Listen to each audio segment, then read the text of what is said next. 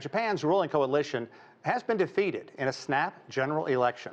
The Liberal Democratic Party and its partner, Komeito, lost 64 seats and the majority in the lower house. To talk more about Japan's election and its impact on the country's economy, we're joined by Sourabh Gupta.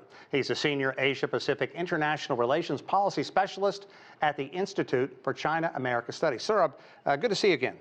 Hey, Sean, good to be with you. Let's talk about the snap election, why it was called, and this is a stinging rebuke to the ruling party. There's no other way to slice this. A party that has ruled Japan almost consistently since 1955, and clearly Japanese citizens are fed up with rising prices and wages that are not moving forward.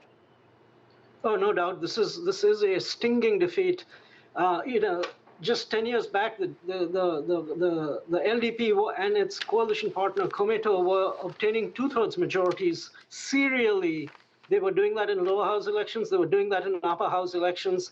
And while that was not the case in the previous election in 2022 or 2021, they did have a handsome majority. And now even that majority is gone. This is a stinging defeat, and it's a rare defeat for the LDP and for Prime Minister Ishiba to some extent, I would say, because he was the one who called the snap election on a very short timeline, even though he had to carry the burden that Mr. Kishida left him with, which was an awful one. Okay, quickly, for people not familiar with the way Japanese politics rules, why was this snap election called?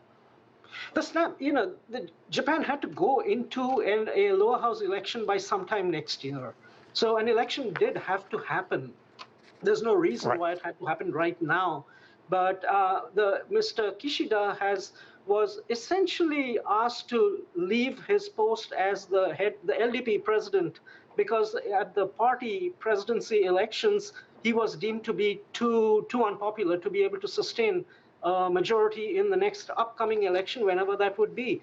So Mr. Kishida did not even stand to be the president, and in the process thereafter, Mr. Ishiba managed to come through in what was a fairly tight vote. Wow. Mr. Ishiba thought that I must use the political momentum that I have now, because that might all drivel away if I'm in office too long, and so he called the election. But I think much has happened in the last 3 years, which has really turned the Japanese public off against the LDP, and they've lost the election. Okay, now it's really no surprise that the yen is tanking. It is, as we mentioned, dropped to its lowest mark in at least 3 months. But what about the global markets? Are they rising on this news? What more can you tell us about all of this?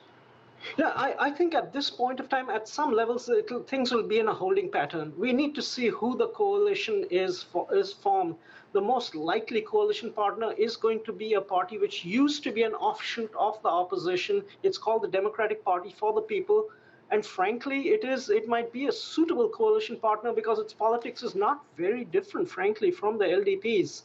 The larger problem, I think, down the line is that while both of them are pro-growth parties, center-right parties, even though the Democratic Democratic Party for the People had leftist origins or center-left origins, is the fact they want to cut taxes, they don't want to raise the consumption tax, they want to cut down on social insurance premiums at a time when there's so much debt in the system. And one, unfortunately, needs to be more fiscally prudent, and these parties are not fiscally prudent, and they're just kicking the can down the line, and that is the time when markets are really going to be upset about it.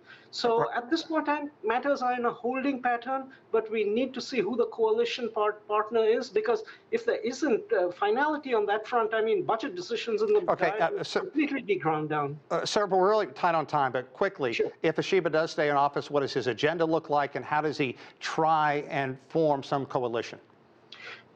Mr. Kishida wants to be remembered more as a national security and defense prime minister, and also on regional revitalization, which is close to his heart. But he will willy-nilly be tied down on basic tax and spend debates with regard to the Japanese people, and have to focus completely on the economy. And I'm not sure he can build that consensus. Well, it's going to be interesting watching it go forward. Sourabh, always a pleasure. Thank you so much, my friend. You're most welcome.